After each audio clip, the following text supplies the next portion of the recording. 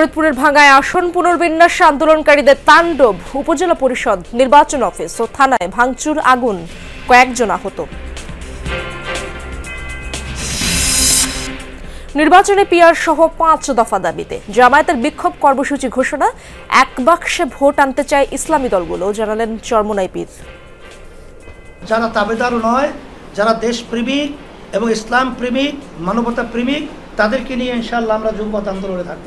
সরকার এই বিষয়ে কোনো সিদ্ধান্ত গ্রহণ না করে, আলাপ আলোচনার জন্য আমাদের আহ্বান না করে, তাহলে ধীরে ধীরে আমরা জনগণের পক্ষ হইয়া ময়দানে এটার প্রতিনিধিত্ব করব, কত মানুষ এটা চায়।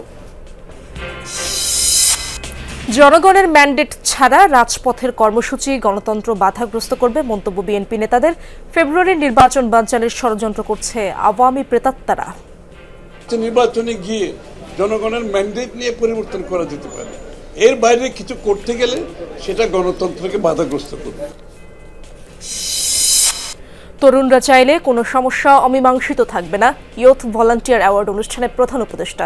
হতাশ না হয়ে চ্যালেঞ্জ মোকাবেলার পরামর্শ।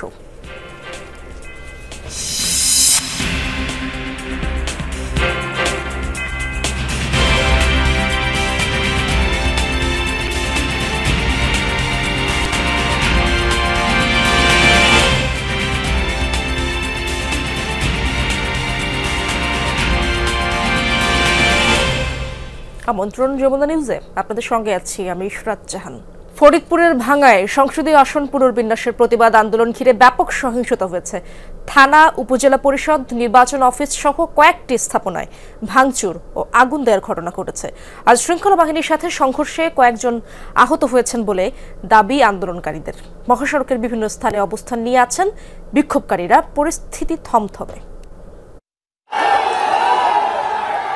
সংসদীয় আসনের সীমানা পুনর্বিন্যাসের প্রতিবাদে সোমবার সকাল থেকে ফরিদপুরের ভাঙ্গায় মহাসড়কে জড়ো হতে থাকেন বিক্ষোভকারীরা। দুপুরের দিকে ছড়ায় উত্তেজনা।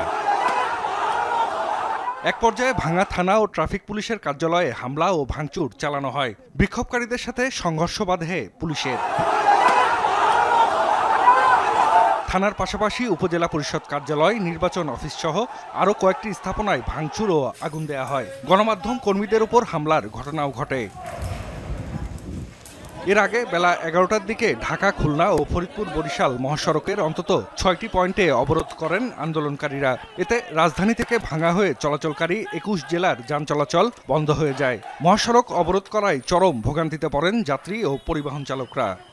সরকারের দায়িত্বে যারা আছে তাদের দায়িত্ব জনগণের শান্তি শৃঙ্খলা বজায় রাখার জন্য, কিন্তু আপনাদের বক্তব্যের তীব্র নিন্দা করছি। আমরা হামিদপুর মানুষ, হামিদপুর থাকবো, আমরা নগরকান্দা যাব না, যাব না, যাব না। আমাদের দাবি আমাদের হামিদপুর ইউনিয়ন এবং আলগি ইউনিয়ন পুনরায় ভাঙ্গা উপজেলায় পুনর্বহাল করা হোক, এটা ইসি মহোদয়ের কাছে আমাদের আবেদন। ফরিদপুর 4 আসন থেকে ভাঙ্গার আলগি ও হামিরদি ইউনিয়নকে 2 আসনের সাথে অন্তর্ভুক্ত করার প্রতিবাদে গেল কয়েকদিন ধরে আন্দোলন করে আসছেন বিক্ষোভকারীরা। জাহিদ হাসান, যমুনা নিউজ। দর্শক, ফরিদপুরের সবশেষ অবস্থা জানার চেষ্টা করব। সকাল থেকেই সেই খবরগুলো রাখছেন তরিকুল ইসলাম হিমেল। হিমেল, আপনি সকাল থেকে তো আপডেটগুলো রাখছেন। আন্দোলন এখন জানাবেন আন্দোলনের কি অবস্থা, অবরোধকারী ও পুলিশের অবস্থান এই মুহূর্তে কোথায়, সার্বিক অবস্থা আপনি কেমন দেখছেন? এই তৃতীয় দফায় 6ষ্ঠ দিনের মতো এই 2 ইউনিয়নবাসীর আন্দোলন চলছে। সড়ক অবরোধ চলছে, রেলপথ অবরোধ হয়েছে। আর আজকে তো আপনার বিক্ষুব্ধ এলাকাবাসী, বিক্ষুব্ধ জনতা আপনার উপজেলা পরিষদ, থানা এবং নির্বাচন যে স্থানীয় কার্যালয় নির্বাচন কর্মকর্তার সেই কার্যালয়গুলো ভাঙচুর করেছে। এই মুহূর্তে ঢাকা যশোর মহাসড়কটি আমি আপনাকে দেখাতে চেষ্টা করছি যে রাস্তায় সড়ক আটকে এবং টায়ার জ্বালিয়ে, আগুন জ্বালিয়ে কিন্তু এখনো পর্যন্ত তারা অবরোধ করে যাচ্ছেন। আর দুপুরের যে থানা এবং উপজেলা পরিষদে হামলা, এরপরে কিন্তু আপনার পুরো উপজেলায় একটা থমথমে অবস্থা বিরাজ করছে। তবে আইন শৃঙ্খলা রক্ষাকারী যে বাহিনী, তাদের কিন্তু আমরা দেখেছি নিরাপদ দূরত্বে অবস্থান করতে। তাদের সাথে যে গ্রামবাসী বা ইউনিয়নবাসীদের কোনো সংঘর্ষের ঘটনা কিন্তু আমরা এই ঘটনার পরে আর দেখতে পাইনি। এখনো পর্যন্ত সড়কে আন্দোলনকারীরা অবস্থান নিয়েছে এবং তারা বলছে যে তাদের যে পূর্ব ঘোষিত যে 3 দিনের অবরোধ কর্মসূচি সেটির শেষ দিন অর্থাৎ আগামীকাল তাদের আন্দোলন আরো বেগবান হবে, আরো জোরদার হবে। একই সাথে যদি তাদের এই দাবি মেনে না নেওয়া হয় তাহলে সেক্ষেত্রে তারা আরো কঠোর ভবিষ্যতে আরো কঠোর আন্দোলন এবং কঠোর কর্মসূচি দিবেন বলে ঘোষণা দিয়েছেন। আরেকটি বিষয় আপনাকে জানিয়ে রাখি যে গতকাল রাতে যে মামলাটি হয়েছে আন্দোলনকারীদের নামে 87 জনের নাম উল্লেখ করে এবং অজ্ঞাত আরো 150 থেকে 200 জনের নাম উল্লেখে নামে মামলা হয়েছে এবং তার প্রধান আসামি করা হয়েছে আলগী ইউনিয়নের চেয়ারম্যান এবং এই আন্দোলনের প্রধান সমন্বয়ক যে মোহাম্মদ সিদ্দিক, তারও মুক্তির দাবি কিন্তু জানিয়েছে আন্দোলনকারীরা। ইমেল, ধন্যবাদ আপনাকে। এদিকে বাগেরহাটের 4টি সংসদীয় আসন পুনর্বহালের দাবিতে ফের চলছে সর্বদলীয় সম্মিলিত কমিটির সকাল সন্ধ্যা হরতাল।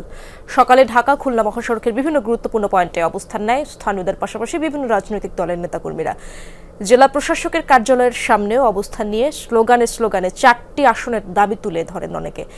এদিকে হরতালের কারণে বন্ধ রয়েছে দূরপাল্লা ও অভ্যন্তরীণ রুটে বাস চলাচল। এতে বাগেরহাটের সাথে অন্তত 21 জেলার সড়কপথে যাতায়াত বাধাগ্রস্ত হচ্ছে, তবে মোটরসাইকেল ও ভ্যান চলাচল করছে। পাশাপাশি আজ দোকানপাট, ব্যবসায়ী প্রতিষ্ঠান বন্ধেও নেই কড়াকড়ি।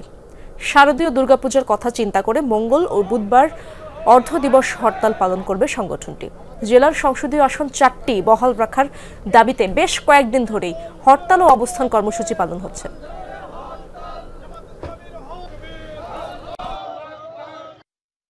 আমরা জনসাধারণের দুর্ভোগ এড়ানোর জন্য আমরা আমাদের হরতালকে একটু শিথিল করেছিলাম, তবে আমাদের এই আন্দোলন 4টি আসন বহাল রাখার যে আন্দোলন এটি আমরা চালিয়ে যাব। জনদুর্ভোগ কমিয়ে আমাদের আন্দোলন অব্যাহত থাকবে। আন্দোলনের পাশাপাশি আমাদের দাবি আদায়ের জন্য আমরা আইনি পদক্ষেপ গ্রহণ করছি। যাত্রী একটু ভোগান্তি হচ্ছে, মানে গাড়িতে যাত্রী হচ্ছে না, আমাদের যাত্রী কীভাবে আমরা আসবো, এই জন্য রাস্তায় কোনো ভোগান্তি নাই। অতিরিক্ত ভাড়া গুনতি হয়েছে, আজকে কোর্ট হবে না, তাই আমরা আবারই চলে যাচ্ছি। পিআর পদ্ধতিতে নির্বাচন না হলে কঠোর আন্দোলনের হুঁশিয়ারি দিয়েছে জামায়াত ইসলামী। জুলাই সনদ বাস্তবায়ন সহ 5 দফা দাবিতে বিক্ষোভ কর্মসূচির ঘোষণাও দিয়েছে দলটি। এর মধ্যে রয়েছে জুলাই সনদের আইনি ভিত্তি প্রদান এবং জাতীয় পার্টি সহ 14 দল নিষিদ্ধের দাবি। এসব দাবি আদায়ে রাজধানীর মগবাজারের আল ফালাহ মিলনায়তনে কর্মসূচি ঘোষণা করে জামায়াতের নায়েবে আমির সৈয়দ আবদুল্লাহ মোহাম্মদ তাহের। তিনি বলেন, 18 সেপ্টেম্বর ঢাকা, পরদিন বিভাগীয় শহর ও 26 তারিখ সারা দেশে বিক্ষোভ মিছিল করবে জামায়াত। বলেন, জুলাই সনদের আইনি ভিত্তি ছাড়া গণ অভ্যুত্থান ব্যর্থতায় পর্যবসিত হতে পারে। এই একই দাবিতে অনেক দলই আন্দোলনে নামতে পারে বলে উল্লেখ করলেও সেটিকে এখনই যুগপৎ আন্দোলন আখ্যা দিতে রাজি নন মোহাম্মদ তাহের। জানান, এই কর্মসূচির মাধ্যমে জুলাইয়ের চেতনায় বিশ্বাসী দলগুলোর সাথে আলোচনা করেছে জামায়াত ইসলামী। আছে সকলের সাথে আমরা আলাপ আলোচনা করছি এবং সকলেই যাতে এটা আদায়ের জন্য আমরা তো এখনো নেগোসিয়েশনে আছি, সরকারের কাছে মৌখিকভাবে বলছি, ছোটোখাটো দাবি জানাচ্ছি। যদি সরকার এই বিষয়ে কোনো সিদ্ধান্ত গ্রহণ না করে, আলাপ আলোচনার জন্য আমাদের আহ্বান না করে, তাহলে ধীরে ধীরে আমরা জনগণের পক্ষ হইয়া ময়দানে এটার প্রতিনিধিত্ব করব, কত মানুষ এটা চায়। আগামী নির্বাচনে এক বাক্সে ভোট আনার ব্যাপারে অনেকটা কাছাকাছি জায়গায় পৌঁছেছে ইসলামী দলগুলো, এমন আশাবাদ ব্যক্ত করেছেন ইসলামী আন্দোলন বাংলাদেশের আমির সৈয়দ মোহাম্মদ রেজাউল করিম। সোমবার রাজধানীর পুরানা পল্টনে দলটির কেন্দ্রীয় কার্যালয়ে এক সংবাদ সম্মেলনে তিনি এই কথা বলেন। তাদের নৈতিকভাবে রাজনীতি করার অধিকার থাকতে পারে না, বিচার যতক্ষণ পর্যন্ত অপরাধের না হবে। এই জন্য এটা আমরা যৌক্তিক দাবি করেছি এবং এটা বাস্তবতাও তাই এবং সকলেই এটা চায়। জনগণের ম্যান্ডেট না নিয়ে রাজপথে কোনো কর্মসূচি দিলে গণতন্ত্র বাধাগ্রস্ত হবে, একথা বলেছেন বিএনপির স্থায়ী কমিটির সদস্য আমির খসরু মাহমুদ চৌধুরী। দুপুরে রাজধানীর দক্ষিণখানে তিনি যার দাবি তা নির্বাচিত হয়ে পূরণ করার আহ্বান জানান। আমির খসরু বলেন, গণতন্ত্র ফিরিয়ে আনায় যত দেরি হবে দেশ তত বিপদগ্রস্ত হবে। রাজপথের পর্ব শেষ হয়েছে, জনগণের মালিকানা ফেরানোর সময় এখন। অভ্যুত্থান পরবর্তী সময়ে দ্রুত নির্বাচন না হলে দেশে বিভক্তি ও গৃহযুদ্ধের শঙ্কা থাকে।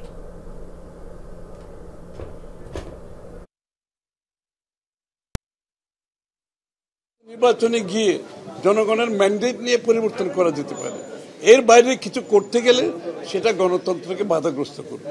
বাংলাদেশের মানুষের বহুদিন পরে মালিকানা ফিরে পাওয়ার যে প্রত্যাশা ভোটের মাধ্যমে একটা নির্বাচিত সরকার সংসদ গঠন করবে, যেই সরকার সংসদ জনগণের দায়বদ্ধ থাকবে, সেটা যত বিলম্বিত হবে দেশ তত বেশি বিপদগ্রস্ত হবে। আওয়ামী লীগের প্রেতাত্মারা ফেব্রুয়ারির নির্বাচন বানচালের ষড়যন্ত্র করছে বলে অভিযোগ করেছেন বিএনপি চেয়ারপারসনের উপদেষ্টা জয়নুল আবেদিন ফারুক। সকালে জাতীয় প্রেসক্লাবের সামনে এক প্রতিবাদ সমাবেশে এসব কথা বলেন তিনি। অভিযোগ করেন, শেখ হাসিনা বিগত 16 বছরে দেশের ইতিহাস বিকৃত করে দেশ বিরোধী অনেক চুক্তি করেছে। বাংলাদেশকে অস্থিতিশীল করতে শেখ হাসিনা ভারতে বসে ষড়যন্ত্র করছে বলে অভিযোগ করেন তিনি। এ সময় চেয়ারপারসনের আরেক উপদেষ্টা হারুনুর রশিদ বলেন, নির্বাচন নিয়ে কোনো ষড়যন্ত্র বরদাস্ত করবে না বিএনপি।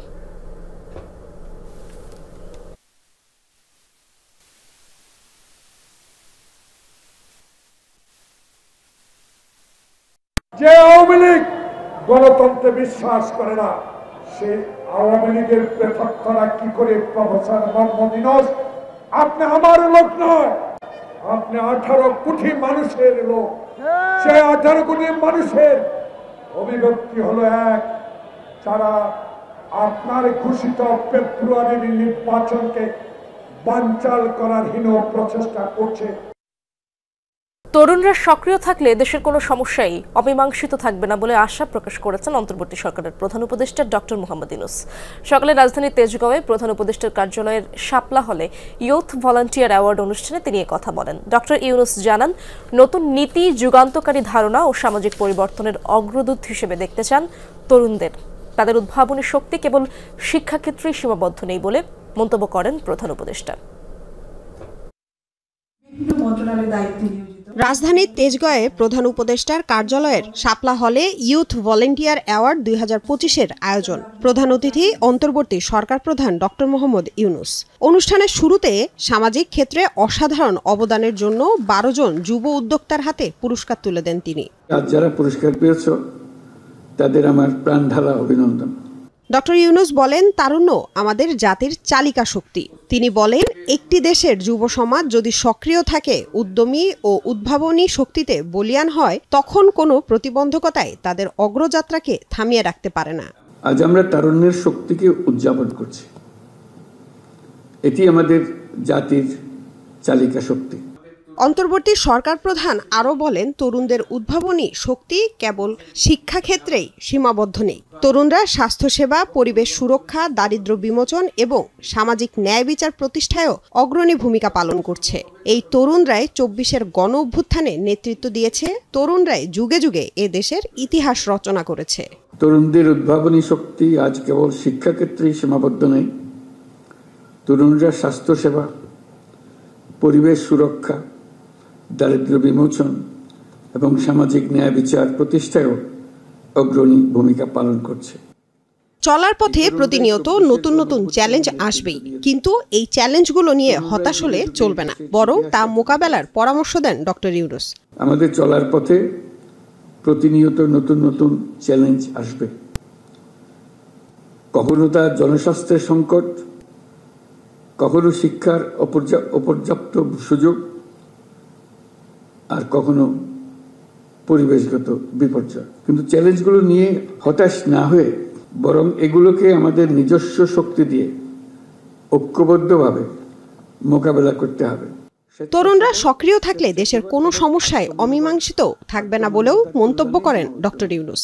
আমি বিশ্বাস করি, তরুণরা সক্রিয় থাকলে দেশের কোনো সমস্যায় আর অমীমাংসিত থাকতে পারে না।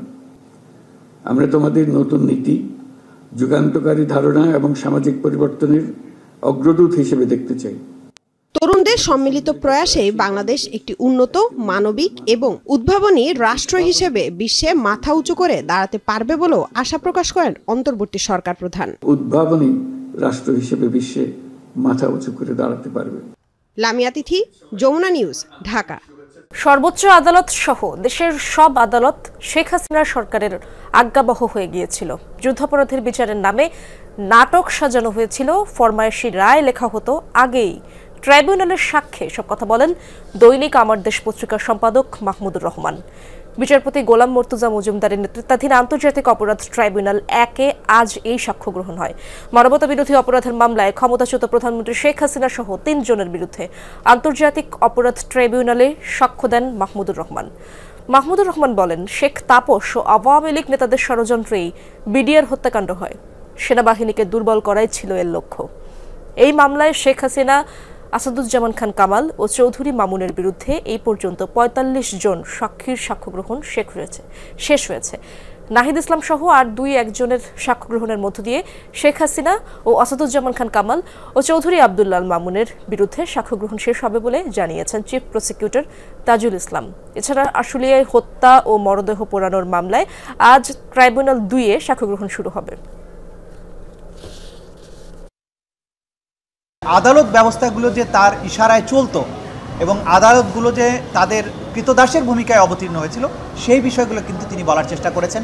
বিগত সময়ে স্কাইপ কেলেঙ্কারির কথা তিনি বলেছেন, যে বিদেশ থেকে ডিকটেট করা হতো, পরামর্শ গ্রহণ করা হতো কিভাবে এখানে রায় প্রদান করা হবে, কিভাবে সাক্ষ্য গ্রহণ করা হবে, প্রসিকিউশনের সাথে জাজদের যে অনৈতিক আতাত সেই প্রসঙ্গগুলো এখানে উঠেছে। উৎসব মুখর পরিবেশে চলছে রাজশাহী বিশ্ববিদ্যালয় কেন্দ্রীয় ছাত্র সংসদ রাকসু ও হল সংসদ নির্বাচনের প্রচার। গতকাল চূড়ান্ত প্রার্থী তালিকা প্রকাশের পর থেকেই শুরু হয় আনুষ্ঠানিক প্রচার। দ্বিতীয় দিনে আজ সকাল থেকে বিভিন্ন একাডেমিক ভবন, আবাসিক হল সহ ক্যাম্পাসের বিভিন্ন স্থানে গণসংযোগ করছেন প্রার্থীরা। শিক্ষার্থীদের দিচ্ছেন নানা প্রতিশ্রুতি। রাকসুতে ২৩টি পদে লড়ছেন ২৪৭ জন প্রার্থী। এর মধ্যে ভিপি পদে ১৮, জিএস পদে ১৩ ও এজিএস পদে ১৬ জন প্রতিদ্বন্দ্বিতা করছেন। ছাত্রদল মনোনীত ঐক্যবদ্ধ নতুন প্রজন্ম, ছাত্র শিবির সমর্থিত সম্মিলিত শিক্ষার্থী জোট সহ এই পর্যন্ত ১২টি প্যানেল ঘোষণা করা হয়েছে। এদিকে হল সংসদে বিনা প্রতিদ্বন্দ্বিতায় ৪২ প্রার্থী নির্বাচিত হয়েছেন। আগামী ২৫শে সেপ্টেম্বর রাকসু ও হল সংসদের ভোট গ্রহণ হবে। মোট ভোটার প্রায় ২৯,০০০। বিলুপ্ত হতে পারে বাংলাদেশ পরিসংখ্যান ব্যুরো বিবিএস, বদলাতে পারে প্রতিষ্ঠান প্রধানের পদবি আর সংখ্যা। যারা মন্ত্রণালয়ের পরিবর্তে দায়বদ্ধ থাকবে আলাদা কাউন্সিলের কাছে, এমন নানা সুপারিশ রেখে খসড়া প্রতিবেদন জমা দিয়েছে পরিসংখ্যান সংক্রান্ত টাস্ক ফোর্স। কমিটির প্রধান জানান, বিবিএস এর নতুন নাম হতে পারে স্ট্যাটিস্টিক্স বাংলাদেশ, তবে এটি স্বাধীন কমিশন হবে কিনা সেই সিদ্ধান্ত সরকারের। বাংলাদেশ পরিসংখ্যান ব্যুরো বিবিএস এর পরিসংখ্যান মানেই বিতর্ক। লোকে বলে সংস্থাটির তথ্যের সাথে নাকি বাস্তবতার মিল নেই। মূল্যস্ফীতি আর জিডিপির প্রবৃদ্ধি নিয়ে বিতর্ক সবচেয়ে বেশি। অনেক পরিসংখ্যান মিলে না অন্যান্য দপ্তরের সাথেও। তারপরও জনসংখ্যা, কৃষি, শ্রমবাজার, দারিদ্র্য, মাথাপিছু আয়সহ নানা তথ্য উপাত্ত সংগ্রহে গবেষণা আর জরিপ করে যাচ্ছে প্রতিষ্ঠানটি। তথ্য বা উপাত্তের জন্য সরকারের অফিসিয়াল সোর্সও এই বিবিএস, যা পরিকল্পনা মন্ত্রণালয়ের আওতাধীন। এসব জটিলতা সমাধানে ও পরিসংখ্যান ব্যবস্থা সংস্কারে গত এপ্রিলে নতুন টাস্ক ফোর্স গঠন করে সরকার, যার প্রধান অর্থনীতিবিদ ডক্টর হোসেন জিল্লুর রহমান, সাথে আরও ৮ অর্থনীতিবিদ ও পরামর্শকরা। সোমবার পরিকল্পনা মন্ত্রণালয়ে খসড়া প্রতিবেদন জমা দিয়ে তারা জানালেন, বিবিএস এর আমূল পরিবর্তনের উদ্যোগ নেওয়া হয়েছে, যেখানে তথ্য ও পরিসংখ্যান সময় উপযোগী হবে। প্রতিষ্ঠান প্রধানের কিভাবে প্রতিষ্ঠান প্রধান কিভাবে নির্বাচিত হবেন, যেখানে স্বাধীনতার বিষয়টা সুরক্ষা হয়, সেই বিষয়ে আমাদের পরামর্শ আছে। তার পদমর্যাদাটা আপগ্রেড করার একটা বিষয়, সেই বিষয়ে আমাদের পরামর্শ আছে। এ সময় পরিকল্পনা উপদেষ্টা বলেন, কাগজে কলমে স্বাধীন হলেও অনেক প্রতিষ্ঠান সরকারের তাবেদারি ছাড়তে পারে না। বিবিএস যেন তেমন কিছু না হয় সেই চেষ্টা করছে অন্তর্বর্তী সরকার। কমিশনটা বড় কথা না, বড় কথা হলো কাজের স্বচ্ছতা, জবাবদিহিতা। কারা করছে, তাদের দক্ষতা আছে কিনা, তারা কাদের কাছে জবাবদিহি হয় এবং তাদের সেই কর্মক্ষমতা আছে কিনা।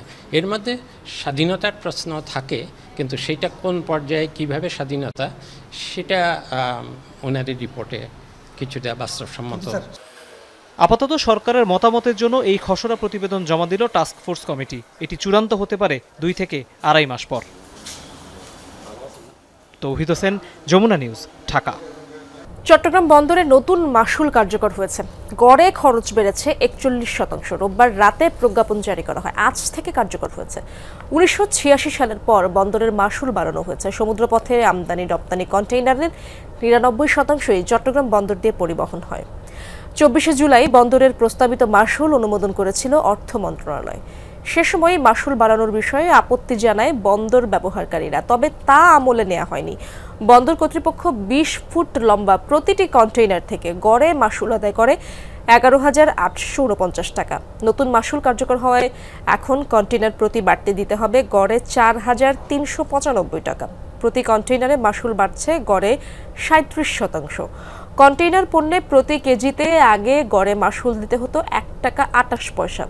নতুন মাশুল কার্যকর হওয়ায় এখন প্রতি কেজি কন্টেইনার পণ্যে বাড়তি দিতে হবে 47 পয়সা। যদিও বন্দর কর্তৃপক্ষ মনে করছে ভোক্তা পর্যায়ে এর তেমন প্রভাব পড়বে না। একটা ধরেন বাল্ক পণ্যে পোর্টের খরচ হিসাব করলে পার কেজিতে যে পরিমাণ খরচ হতো, এখন সেটা আগে 32 পয়সা খরচ হতো, এখন 44 পয়সা খরচ হচ্ছে, মাত্র 12 পয়সা পার কেজিতে বাড়ছে। আর্থিক অন্তর্ভুক্তি বাড়াতে চায় বাংলাদেশ ব্যাংক, এজন্য প্রয়োজনীয় সহযোগিতা দেওয়া হচ্ছে। সকালে এক সেমিনারে এমন তথ্য জানায় governor doctor Ahsan H Mansur. বলেন, প্রচলিত ধারার ব্যাংকিং এর পাশাপাশি ক্ষুদ্র ঋণ ব্যবস্থাপনা, মোবাইল ফাইন্যান্সিয়াল সার্ভিসের মাধ্যমেও আর্থিক অন্তর্ভুক্তি চলছে। বলেন, এখনও অনেক বেশি নগদ টাকার ব্যবহার হচ্ছে, কিন্তু সমন্বিত লেনদেন প্রক্রিয়া চালু হলে অর্থ অপচয়ের পাশাপাশি ভোগান্তি কমবে। সেমিনারে জানানো হয়, গত দশকে আর্থিক অন্তর্ভুক্তিতে উল্লেখযোগ্য অগ্রগতি অর্জন করেছে। মোবাইল ফাইন্যান্সিয়াল সার্ভিসেস দ্রুত সম্প্রসারণের মাধ্যমে সুবিধাবঞ্চিত সম্প্রদায়কে সেবা দেওয়া যাচ্ছে। তবে 47% প্রাপ্তবয়স্ক এখনও আনুষ্ঠানিক আর্থিক পরিষেবার সাথে যুক্ত নয়। এর পাশাপাশি লিঙ্গ বৈষম্য এবং গ্রামীণ শহুরে বৈষম্য তো রয়েছেই। বাংলাদেশে ক্রমান্বয়ে ডিজিটাল ব্যাংকিংয়ের গুরুত্ব বাড়ছে। সমন্বিত লেনদেন প্রক্রিয়া পুরোপুরি চালু হলে ভোক্তাদের ভোগান্তি কমবে, এমনকি অর্থের অপচয়ও কিছুটা কমবে। কিউআর কোডের গুরুত্ব দিতে হবে। ট্রেড লাইসেন্স পেতে কিউআর কোড আবশ্যক করার প্রক্রিয়া চলছে। উজানের ঢলের সাথে টানা বৃষ্টিতে লালমনিরহাটের হাতীবান্ধা উপজেলার ডালিয়া ব্যারেজ পয়েন্টে তিস্তা নদীর পানি বাড়তে শুরু করেছে। গতরাত থেকেই নদীর পানি বাড়তে থাকে। এতে ব্যারেজের ভাটিতে থাকা হাতীবান্ধা, কালীগঞ্জ, আদিতমারি ও সদর উপজেলার নদী তীরবর্তী নিম্নাঞ্চল তলিয়ে গেছে। বাড়িঘরে পানি ঢুকে পানিবন্দী হয়ে পড়েছে হাজারো পরিবার। তলিয়ে গেছে আমন সহ অন্যান্য ফসলের ক্ষেত। পানি নিয়ন্ত্রণে রাখতে ডালিয়া ব্যারেজের 44টি জল কপাট খুলে রেখেছে কর্তৃপক্ষ। পানি উন্নয়ন বোর্ড জানিয়েছে, আগামী 48 ঘন্টায় তিস্তার পানি বিপদসীমার কাছাকাছি থাকার সম্ভাবনার কারণে নিম্নাঞ্চলে স্বল্প মাত্রার বন্যা পরিস্থিতি সৃষ্টি হতে পারে। পানি ওঠানামার কারণে নদী পাড়ে ভাঙন দেখা দিলে ব্যবস্থা নেওয়া হবে বলে জানিয়েছে নির্বাহী প্রকৌশলী।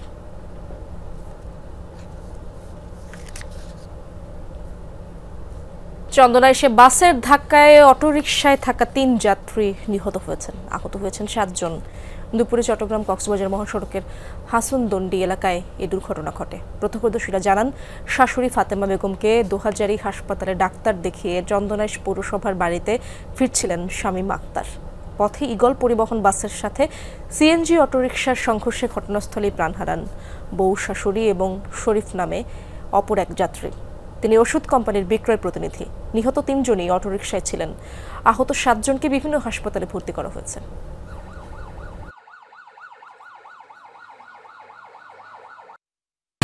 আমাদের সামনে ঈগল বাস আর চেঞ্জের মুখোমুখি সংঘর্ষ, 10 জন মতো আহত অবস্থায়। আমার বড় বোন ফাতেমা বেগম এবং শামীম আক্তার স্পট ডেথ হয়েছে এবং অন্যরা এখন বর্তমানে 2 জন সিডেন মেডিকেলে চিকিৎসাধীন আছে, তারাও ঝুঁকিতে আছে। ঘটনাস্থলে উপস্থিত হয়ে আমরা দুটা, আমার যে গাড়ির 3টা ছিল, 2টা সিএনজি আর একটা বাস, ওটা আমাদের থানা হেফাজতে নিয়ে আসছি। এশিয়া কাপে আজ 2টি ম্যাচ। সন্ধ্যা 6টায় আবুধাবিতে মুখোমুখি হবে আরব আমিরাত ওমান, আর দুবাইতে রাত 8:30টায় শ্রীলঙ্কার প্রতিপক্ষ হংকং। এশিয়া কাপে গ্রুপ বিতে আছে শ্রীলঙ্কা, হংকং। জয় দিয়ে এশিয়া কাপ অভিযান শুরু করেছে লঙ্কানরা। নিজেদের প্রথম ম্যাচে বাংলাদেশকে সহজেই হারিয়েছে শ্রীলঙ্কা। হংকংকে দ্বিতীয় ম্যাচে হারিয়ে সুপার 4-এ যাবার পথটা সুগম করতে চায় তারা। এই ম্যাচেও যথারীতি ফেভারিট হিসেবে মাঠে নামবে শ্রীলঙ্কার দল। অন্যদিকে 2 ম্যাচ খেলে 2টিতেই হেরেছে হংকং। প্রথম ম্যাচে আফগানিস্তান, আর দ্বিতীয় ম্যাচে বাংলাদেশের বিপক্ষে হারের লজ্জা পেয়েছে দলটি। দর্শক, এই ছিল যমুনা নিউজে।